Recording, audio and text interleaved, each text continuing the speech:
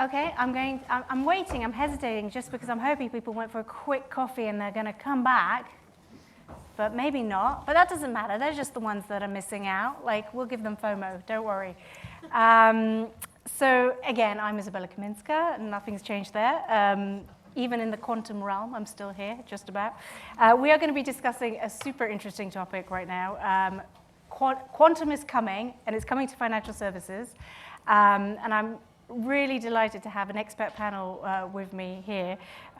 Immediately to my left is Philip Intalura, Global Head of Quantum Technologies at HSBC, and he's going to give us the perspective of a practitioner, I think, in the field. And then on the far left is David Williams, who is Chairman, Chief Executive Officer, and founder of Archit, which is a fascinating company that we're going to learn about a little bit more. But David is also a very well-known character in the city anyway, so thank you for joining us.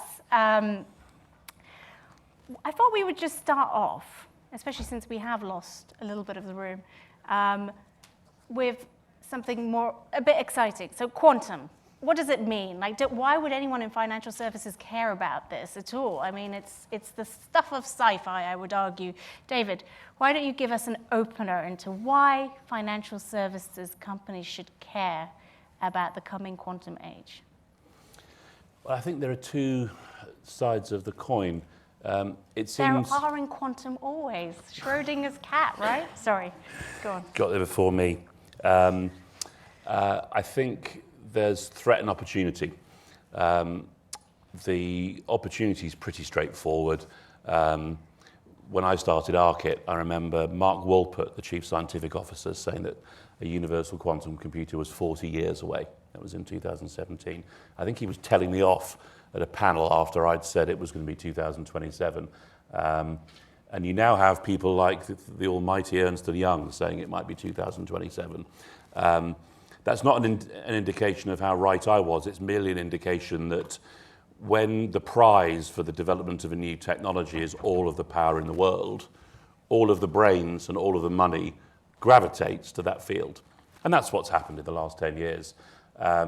So quantum computing development has sped up, and it's beyond reasonable doubt now that there are functioning quantum computers that are doing useful tasks today. And within about 3 or 4 years, there will be a very widespread array of quantum computers doing a lot of useful tasks. And one of those useful tasks will be portfolio optimization. Anything that involves looking at very large data sets and making guesses about what the right outcome is going to be will find itself targeted by quantum computing. And so the financial services industry spends most of its time looking at very large data sets and trying to guess what the right outcome is going to be. And that's what quantum computers do. So the banks that are earliest to develop that usable applications for that technology will probably find themselves with advantages. And so that is happening today. On the flip side, and I'll probably spend more time later talking about this, it's beyond reasonable doubt that everyone's encryption is already badly compromised. There are a dozen threats to your certification system already that make you vulnerable, but quantum computers will destroy all legacy encryption. There's no great surprise there. It's just a question of when. And banks face a systemic risk as a result of that. They face that risk not just on the day that a quantum computer can break everyone's keys quickly, but on the day that one quantum computer breaks one encryption key, and that's announced, then we enter the era of quantum systemic threat to the banking industry. And those two things are small single-digit years away. So no biggie. We're about a week since Rishi Sunak held some sort of conference at Bletchley Park, I believe. I'm just joking. Of course, everyone knows it was the AI Summit, which was the home of Enigma, which started this whole thing going, right? So what was interesting with Enigma, for those who don't know, go and read about it, because it was actually cracked by the Polish, but that's a different story. The point is that when they created the computer and they had the technology, they couldn't necessarily deploy it because that would give the game away. Is a similar situation happening with quantum? If someone has a quantum computer, especially in financial services, would you even know about it? And so is this 2027 prediction actually a bluff? Like, could there be one out there already? Is this a question to me? Yes. Or David, I mean... So I think the first thing I would say is banks are very unlikely to have a quantum computer. Most of the work that we see is happening in partnership with technology providers, and there's a few reasons for that. There's specific expertise to kind of run these things, but they require very specific environments, right? So some of the superconducting machines, ion traps, they need very, very heavy cryogenic cooling to almost absolute zero. So to maintain that, it's a big thing. Just to be clear, I didn't think the bank had it. Okay, good. I thought it was more like a state actor who might be... Yes, so I was going to come on to that. So yes, so there's much more likelihood that state actors will have quantum machines, and David will talk more about this from the cyber perspective, because, of course, one of the things that a very powerful quantum computer to do is going to be able to break cryptography. And so there's that kind of national interest, and that's why they're this kind of race to the top. And there's no surprise, therefore, that many national governments are rolling out these investments and plans across national quantum strategies because the stakes are very high, as David outlined. I think we do have to be very cautious about how we start thinking about building cyber resilience and preparing to build cyber resilience from quantum attacks, wherever that, whenever that may be. And there's different views on those time horizons. But I also agree it's a matter of when rather than if. And on the other side, there is this kind of commercial upside as well. And so there's a lot of interest for financial services and HSBC, for example, because a lot of the value at stake from a commercial opportunity is attributed to financial services because the types of problems we solve every day are very close to the types of problems that quantum computers can speed up. So optimization is definitely one, but there's other things like transactional fraud detection, which is through machine learning and training machine learning models more effectively with quantum. And it's also financial simulation like Monte Carlo models, climate risk, stress testing. So a lot of the things we're doing kind of will give us that edge, and that's why we're kind of looking at this early, investing in it early. And I mean, David, maybe give you a little bit of insight in terms of the journey you've had to where you are with Arcit. So, and in terms of how you are, selling your services. I'm not to give him a total free PR job, but it is an interesting story because you've had a pivot. To be fair, I'll try not to do the PR bit, but part of the journey answers the previous question that Phil answered. I went to China in 2018. And I met with the head of the Chinese quantum program through a friendship I had in Vienna. And I learned then that China was investing $10 billion in their quantum research program. And when I came back to London and told a few of my friends in Westminster, they all laughed. And then it became known about a year later that that's exactly what had happened. The shutters came down in China about 2 years ago. Postdoctoral researchers around the world tend to talk to each other. The guys that did postdoc in quantum and went back to China 10 years ago no longer talk to their colleagues in the West. They went dark. They went dark. The shutters came down about 2 years ago. Interesting. We are highly, highly certain that China is at least 2 years ahead of the West in quantum research because they've just started earlier and spent more money. And that was one of the reasons why I started Arcit. I'd spent the previous time doing telecoms and I'd seen how easy it is for governments to break your encryption. So, for example, it's not very difficult to compromise a root certificate and break into your system. It's not terribly difficult. It's been done a lot. We've been showing customers recently a thing called a TLS sniffing attack. And if anyone wants a demonstration of that, I'd be pleased to do it, where we can show how easy it is to go and find where your data is and steal it online. You don't need to break into infrastructure. You don't need to break any laws. The headers that are in things like your SharePoint traffic allow me to find the pipe that emits your data into the internet, sniff it out, and then go and steal it. And then pop that onto a hard drive. And then in a couple of years' time, when my quantum computer is big enough, I'll set it on the task of breaking into that data and finding out what's in it. So we knew 2017 that there were problems like that coming. And so I and a bunch of colleagues invented a technique using quantum physics that could create encryption keys that can't be broken. There are two types of encryption. Encryption where you and I do a maths problem between us, and that makes a key. And a quantum computer will reverse engineer the math and break the key. There's a second type of encryption called symmetric, where you and I have an identical copy of a random number, and we use that to encrypt. And a quantum computer won't be able to break that random number. In fact, we calculate 14 billion years is how long it would take. For the benefit of the audience, for those who are not quantum literate, what I love about the symmetric thing, it's the football thing, isn't it? It's the nuclear codes are kept on a symmetric basis, right? Exactly. So all of our military infrastructure, all of our data centers, if you've got any friends in the military who are ranked sort of major or above, they tend to carry a little dongle around with them that has these symmetric keys on them. And historically, it's only been possible to make these symmetric encryption keys by human courier. With quantum key distribution, which is something that Phil knows more than most about, you can beam these keys around in lasers in a way that they can't be intercepted, and we started doing that. There's a big place in the world for that technology, for ultra secure stuff.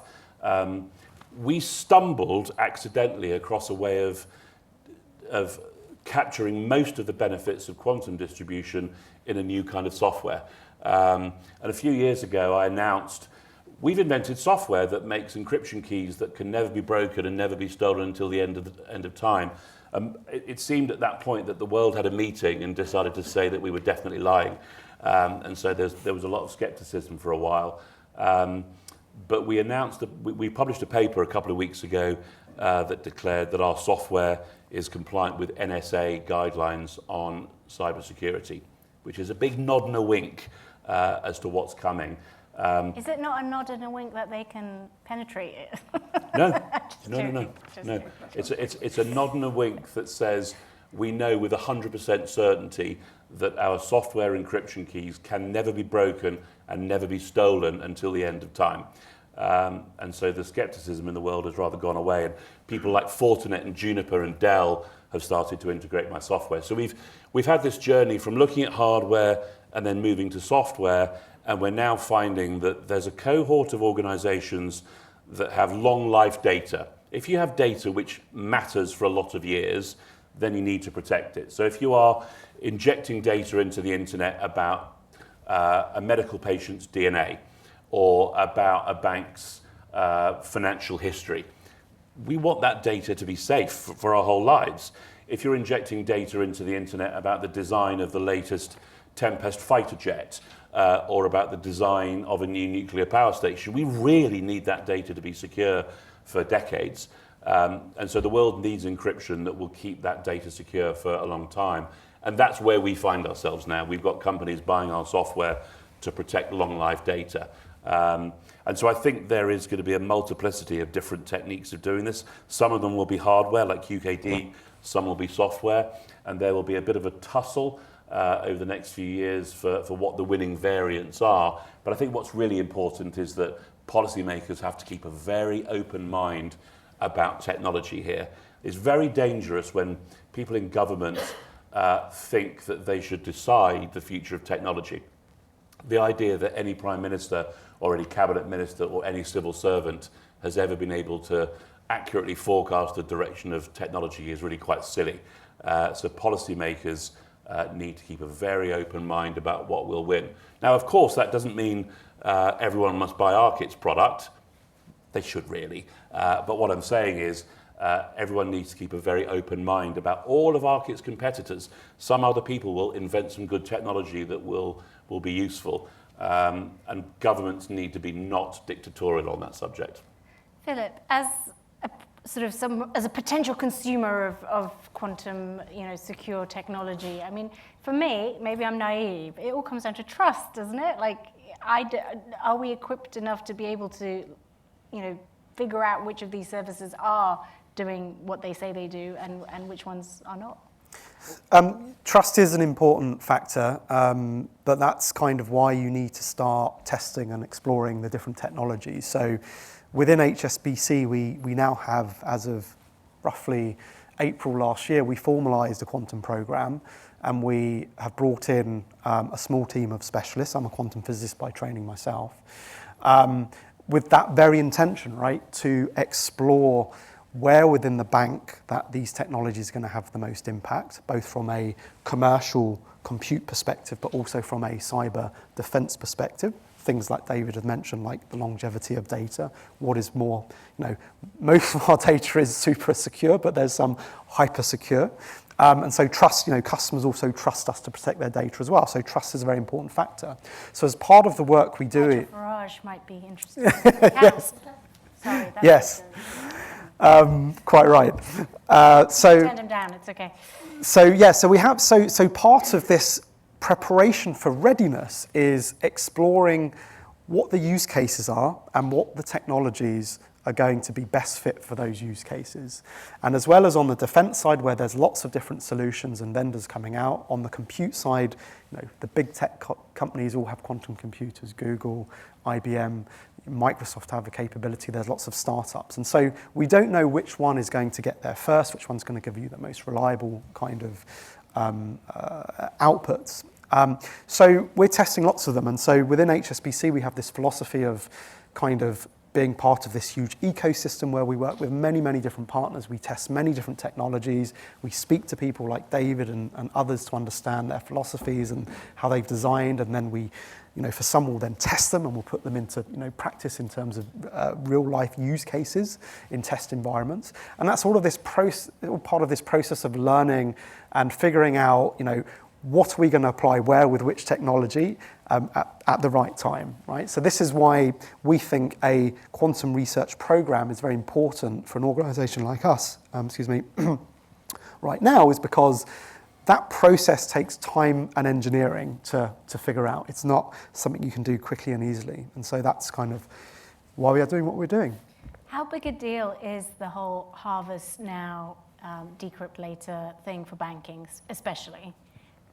So I think harvest now, decrypt later is definitely one of the elements we talk about in terms of potential threats, and that that specific threat which is applicable to data now, and it's just a matter of time before that can be decrypted.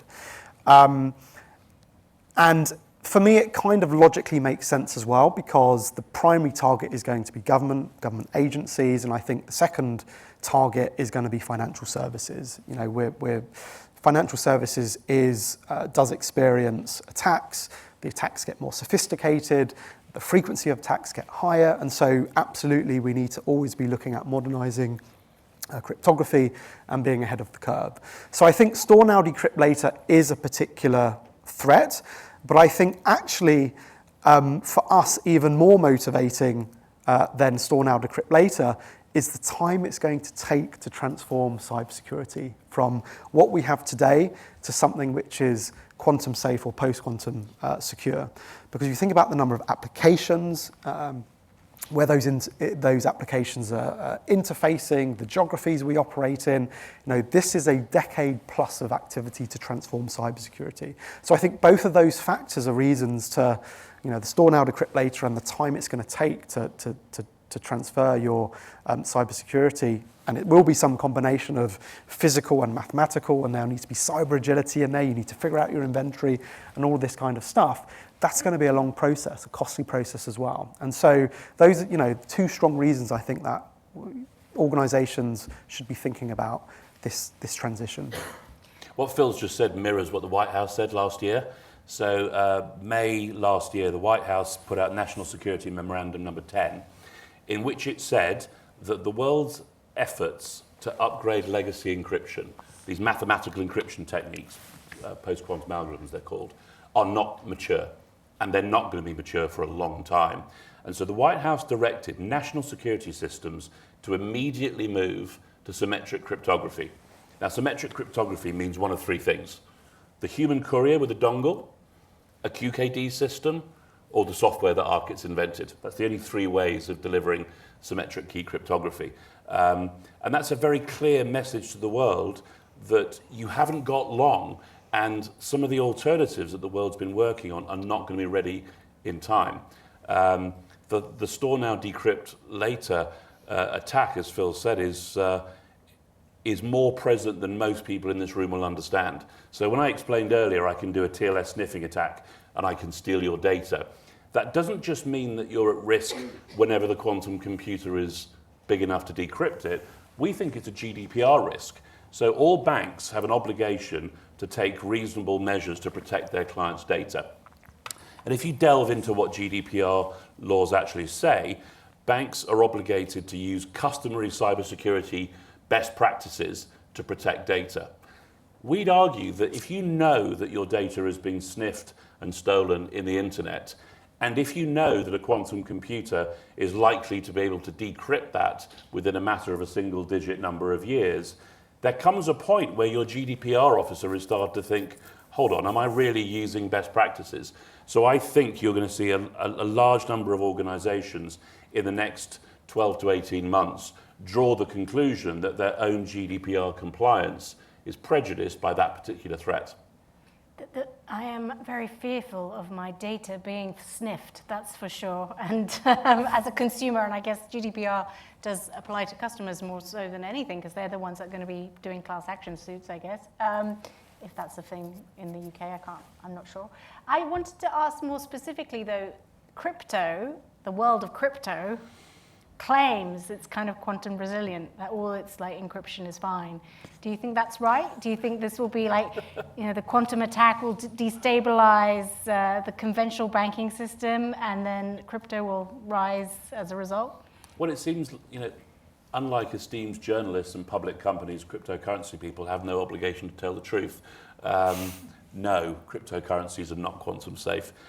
All cryptocurrencies presently in existence use legacy encryption, which every intelligent quantum physicist and mathematician in the world agrees is compromised.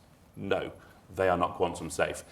Those people who are lucky enough to have Genesis block bitcoins or the very early minting of some of those cryptocurrencies that might be in a bottom drawer somewhere, no, those methods of storing value are not quantum safe.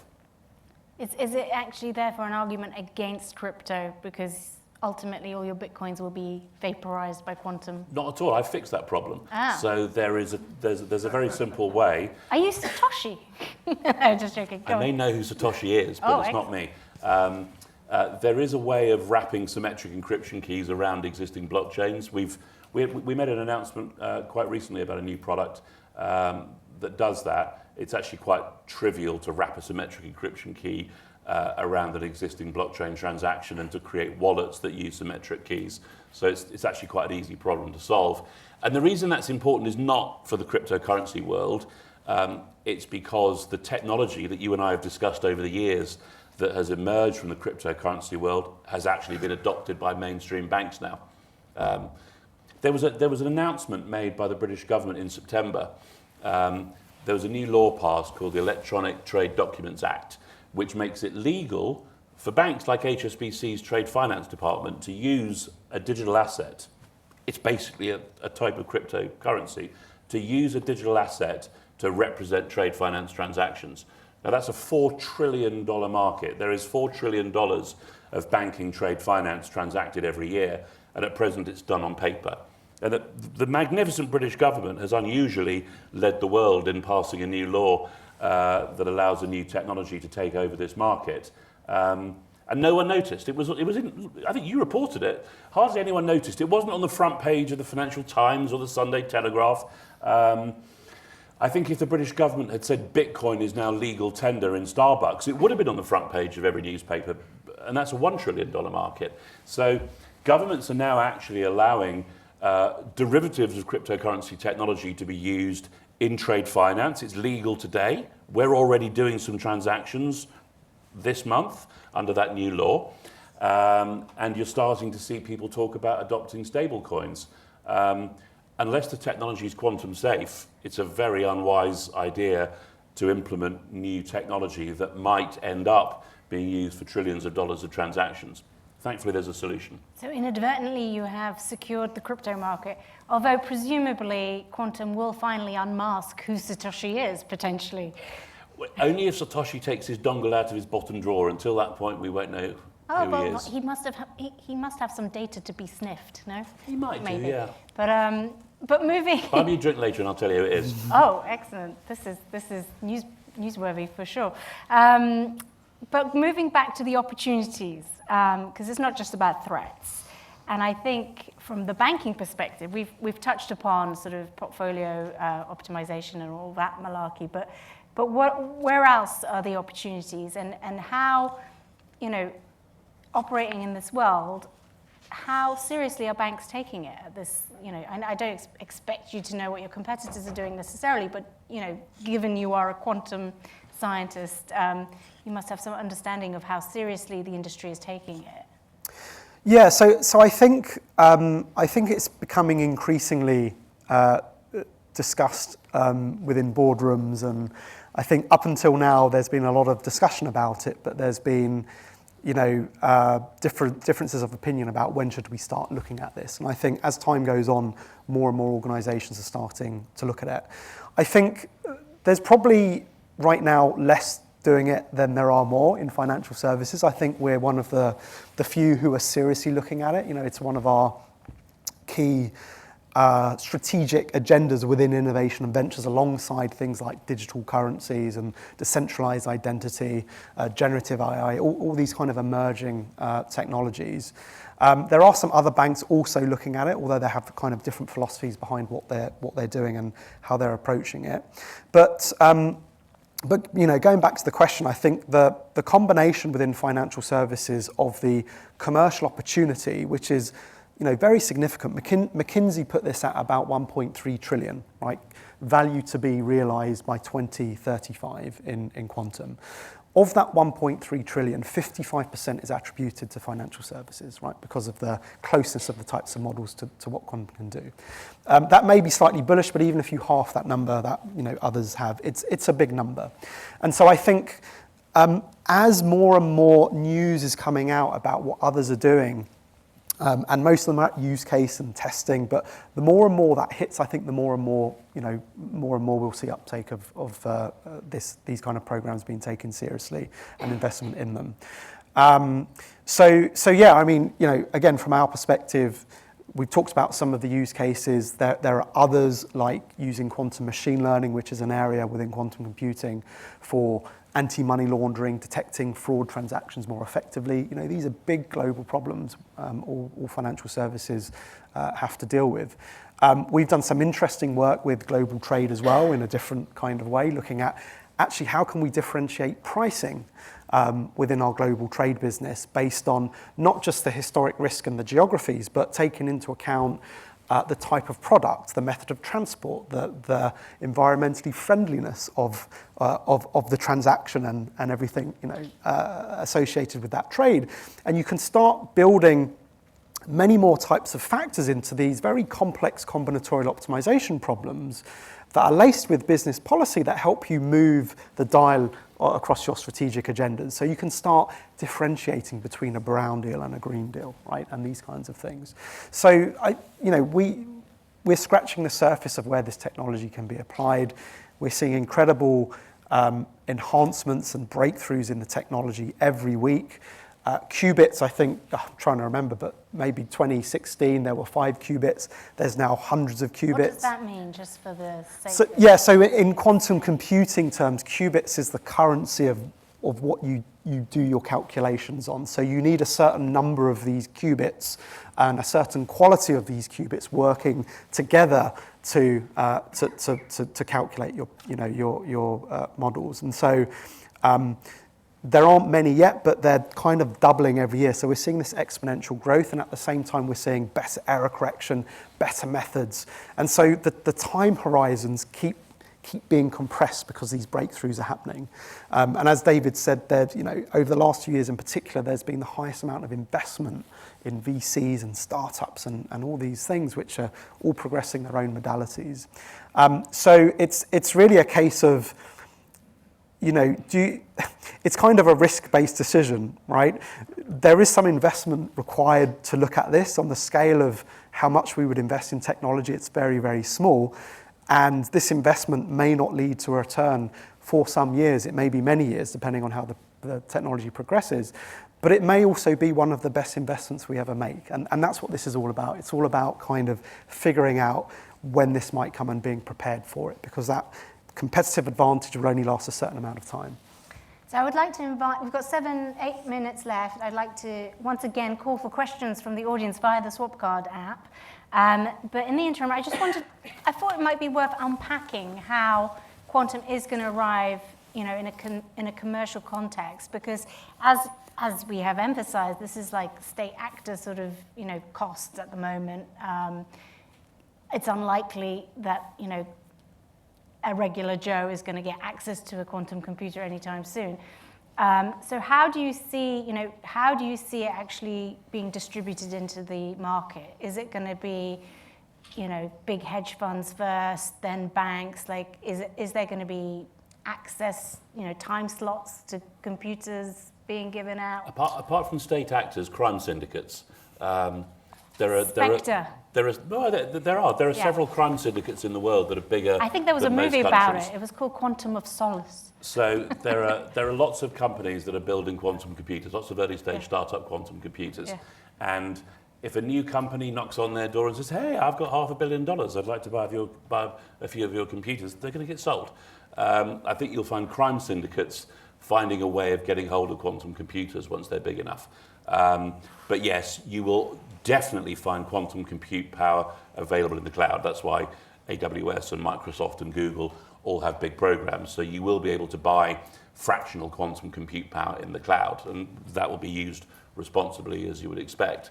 But you'll also have state actors developing them and crime syndicates getting hold of them. And eventually, one day, even banks might have them in-house, although I think probably for a decade or more, they'll be using them in the cloud first. So it's going to be this fractional approach. Do you think that's correct? Well, yes. I mean, the average Joe actually all can access a quantum computer right now.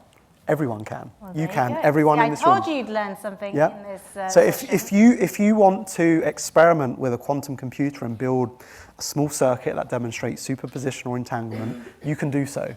The cloud providers do it. IBM have Qiskit. The accounts are free. And what you get access to is not their biggest machines, but you get access to some of their smaller machines.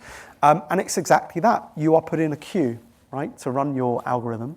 And that queue will give you, it'll run the model at the time. So they are time slicing that access.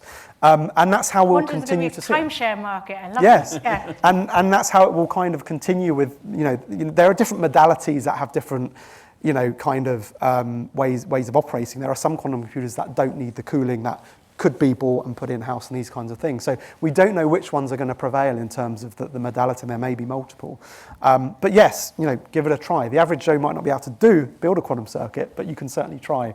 And there's some interesting algorithms you can try and copy and build. So yeah, give it a go. What sort of things can you do with it? Like what is...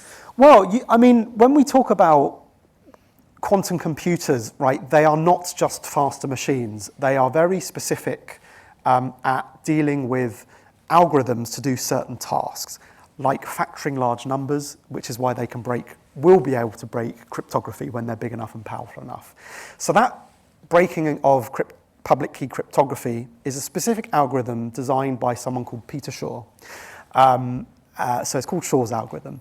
You can build that algorithm, if you like, right now on a quantum computer to factor not very large numbers that we use in RSA, but small numbers to work out what those constituent factors are, right? And you can build that on a circuit right now. So that's what you can do. You can break cryptography using a quantum computer at a very small scale. Well, there you go. You were going to follow. I've got one question. I don't know if you'll be very happy with the question, though. Is investment in quantum computing not analogous to investment in FTX? As in, I think there's a suggestion here that the timeshare thing is more than just a neat, analogous sort of naming. Well, the Chinese thing. government's invested $10 billion into its quantum computing program. Then on top of that, you have people like Baidu and other private sector companies doing it because they think it's going to give them business advantage. Microsoft, Google, IBM have made massive investments in quantum computing because they think it's going to give them business advantage. And the history of technology is very, very straightforward.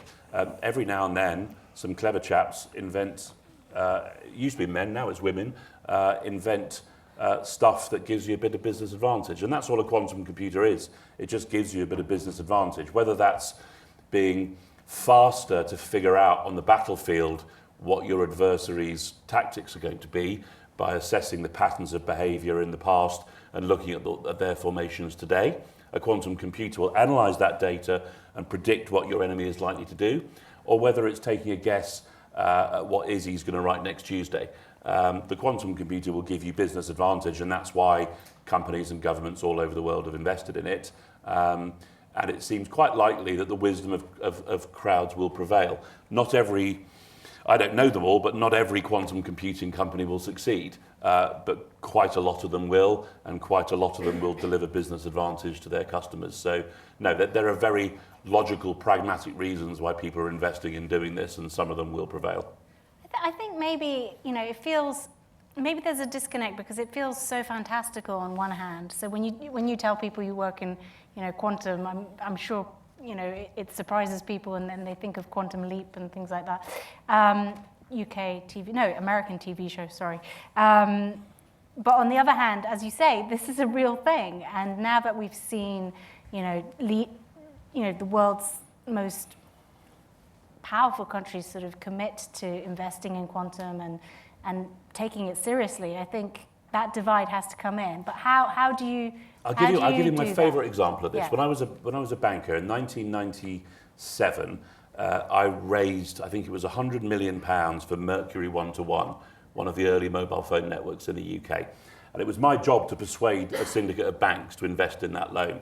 And I could not persuade the British banks that by 2006, mobile phone penetration would be 20%. That's what our forecast model said. It said, in 10 years' time, mobile phone penetration will be 20%. I couldn't persuade the British banks to invest in it. We ended up getting Japanese banks to buy it because they were a bit more carefree in those days about technology. Of course, by 2003, mobile phone penetration was already more than 100%. There is this instinct in markets to think that the future will be the same as the past very often. How can computers be 1,000 times more powerful than they were last year? That doesn't make sense. But there are always clever people that transform technology, and the future never looks like the past. The future is always many orders of magnitude different.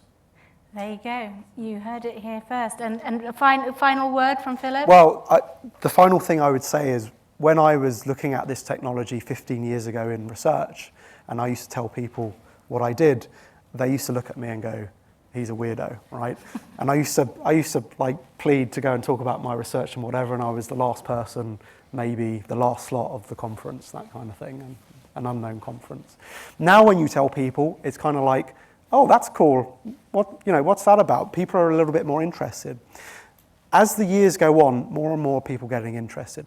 And the reason for that is because the more people can see it, feel it, they see the stories, they see the technology developing, they start to change their opinion around it, and they start to think, actually, this can impact me, this can impact my business. It's kind of exactly the same as generative AI, right? Generative AI had this turning point over the last, whenever it was, 12 months ago or so. Transformers existed for years before that. When you try to talk to people about what Transformers did and the capabilities of generative AI, no one cared, no one really invested in it, no one was like, this has no impact. As soon as it got into people's hands, everything went boom, right? And everyone everywhere is now doing generative AI. Almost every technology company in the world has got AI in their name somewhere or their product because of this. And so there will be a sea change in quantum when the first thing is broken, the first demonstration of quantum advantage is demonstrated, and people can kind of see it's real. We had a little glimpse of that when Google demonstrated their quantum supremacy in 2019. The caveat on that, it wasn't a real problem and it was kind of artificial. But if that happens on a real commercial scale for a real problem, we'll see this huge, change in the landscape. And that's that's kind of what we're waiting for. It will happen, but you've got to have that innovative mindset to be there before before it hits. But unfortunately, quantum computers haven't yet arrived, which means we can't go backwards in time just yet, and we're out of time. So that leaves me to say thank you very much to our panel. It's been a really interesting conversation. And if you could we're all going to make our way off, but I'm now going to hand over to Kate Day, the Deputy Editor-in-Chief for Politico, to wrap things up. Thank you very much.